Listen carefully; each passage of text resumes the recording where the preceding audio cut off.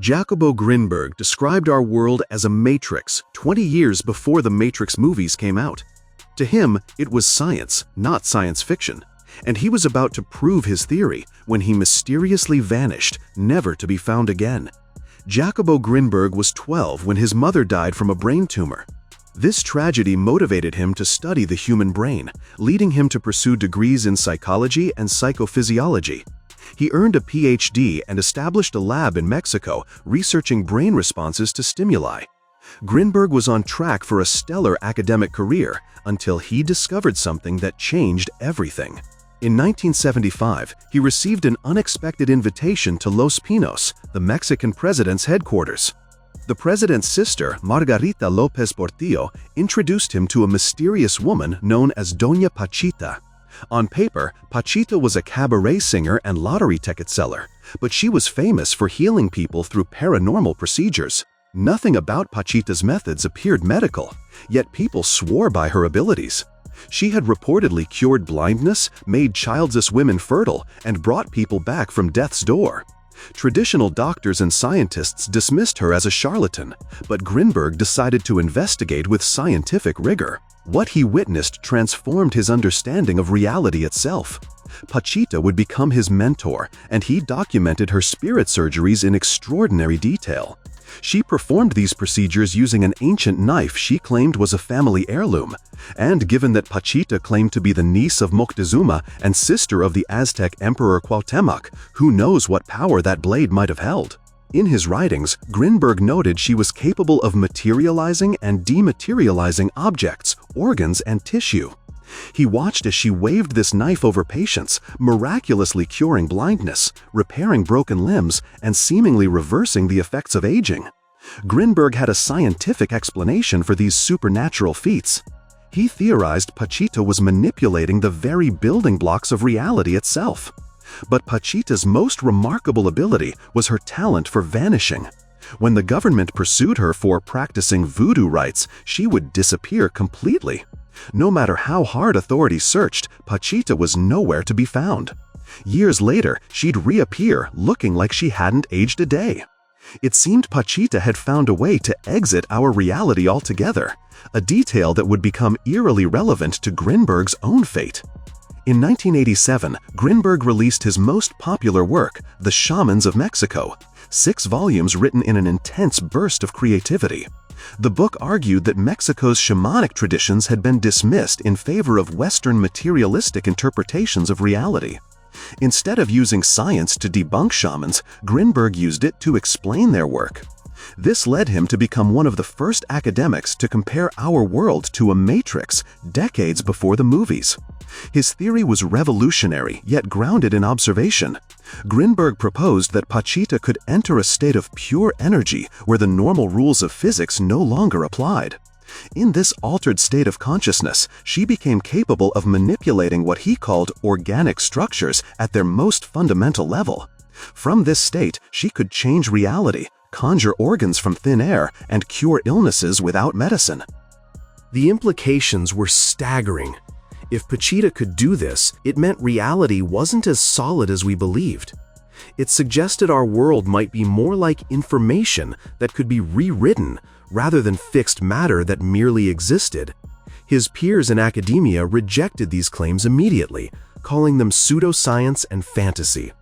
But Grinberg was undeterred. He spent years refining his theory, conducting experiments, and gathering evidence. His work eventually crystallized into what became known as the synergetic theory. According to this theory, we live in a simulation of sorts, created by an informational matrix. Think of it this way: the matrix is like source code, the fundamental programming of reality. Our consciousness acts as the code reader, processing this information to create our experience of the world. Every sight, sound, touch, and thought is consciousness interpreting the matrix's code. But here's where it gets truly revolutionary. Grinberg argued that shamans like Pachita had learned to shift their consciousness from passive code readers to active code writers. They could access the source code of reality and rewrite it. This wasn't magic. It was a technology of consciousness that indigenous cultures had preserved while the modern world had forgotten. The theory aligned with cutting-edge physics. Consider that 99.99% of the universe is empty space. Even matter itself is mostly emptiness. 99.99% of every atom is void. The closer you examine reality, the more it dissolves into nothingness. What remains? Information, patterns, code. To prove his theory, Grinberg devised a groundbreaking experiment that would test the boundaries of conventional science. Two participants would sit in a room together, electrodes attached to their heads to monitor brain activity. They would meditate together for 20 minutes, focusing intensely on establishing a mental connection with each other. The goal was to synchronize their consciousness, to create a bridge between their minds. After this connection phase, the participants were separated into different rooms, sometimes even different buildings, completely isolated from each other. Then came the crucial test. One participant would be exposed to random stimuli, bright flashes of light, sudden sounds, sometimes even physical touches. The other participant sat in complete sensory isolation, experiencing nothing. The results were astounding. In nearly 25% of cases, both participants' brains showed simultaneous reactions. When one person saw a flash of light, the isolated person's visual cortex would activate at the exact same moment. When one heard a sound, both auditory cortices would fire together. Their brains remained entangled across space, responding as one to stimuli only one of them experienced. This was Grinberg's proof of a universal field connecting all human minds, what he called the neuronal field, the infrastructure of the matrix itself. Consciousness wasn't confined to individual brains. It was part of a larger network, a cosmic internet of minds that shamans had been accessing for millennia. While academics ridiculed him, the CIA took notice. The agency was deep into investigating psychic phenomena through its classified Stargate project. This wasn't some fringe operation. It was a serious, multi-million-dollar program studying mind reading, remote viewing, and psychic warfare for national security purposes. The project ran for nearly 2 decades, from 1978 to 1995, during which the agency tested various methods to induce out-of-body experiences and enhance psychic abilities. They recruited psychics, conducted thousands of remote viewing sessions, and yes, studied the work of scientists like Jacobo Grinberg. Declassified documents show his name and theories appearing in their research materials. Think about that. While university professors were laughing at Grinberg, intelligence professionals were taking notes. They saw potential military applications in his work. If consciousness could affect reality, if minds could connect across space, imagine the strategic advantages. The fact that Stargate continued for 20 years suggests they found something worth pursuing. Critics argued Grinberg's experiments were easy to fake. To silence skeptics, he planned an ambitious experiment, testing brain activity of meditators on separate continents simultaneously. This would be impossible to fake and would finally prove his theory. In December 1994, Grinberg told his daughter he was traveling to Kathmandu for this series of meditations. But the experiment never happened. On December 8, 1994, Jacobo Grinberg vanished without a trace. Initially, no one searched for him. It was unclear if he was missing or wanted solitude. But when he didn't appear at his own birthday party 4 days later, his siblings grew suspicious. His daughter, a singer in the band Heaven and Earth, appeared on American television offering a reward for information. Calls poured in, but none led anywhere. Enter Clemente Padilla, a Mexican police officer with a perfect record. He'd never left a case unsolved. Where others saw dead ends, Padilla found leads. Where others gave up, he persisted. This case would test him like no other. Padilla started with the basics. He checked passport control and made a crucial discovery. Grinberg never left Mexico. There was no record of him departing the country. This was huge. Despite telling everyone he was going to Nepal, Grinberg hadn't even crossed the border. No tips came from Kathmandu. No one in Nepal had seen him. The meditation experiment he'd planned there? It never happened. But if Grinberg never left Mexico, where was he? Padilla methodically investigated every lead, dismissing false sightings and chasing down rumors. Weeks turned into months. The trail was cold. Then came the breakthrough, the only reliable sighting in the entire case. A woman in Boulder, Colorado contacted Padilla with a detailed account. She wasn't some attention seeker. She was an educated professional who recognized Grinberg from his photo in Scientific American. She'd seen him walking in her neighborhood, and she'd noticed something deeply disturbing. Grinberg was being followed by two men in dark suits. They stayed about 20 feet behind him, matching his pace, turning when he turned. What struck her most was Grinberg's demeanor. He clearly knew he was being followed, but made no attempt to evade them. He wasn't running, he wasn't hiding. He walked calmly as if he'd accepted his fate. Using his connections, Padilla contacted the CIA. To his surprise, the agent identified the men as Rick Howard and Marina Velasco, his own colleagues. Padilla thought he'd cracked the case. But when he returned to Mexico, officials were waiting. He was removed from the case without explanation. Frustrated, Padilla resigned. Soon after, the government lost Grinberg's file and stopped searching.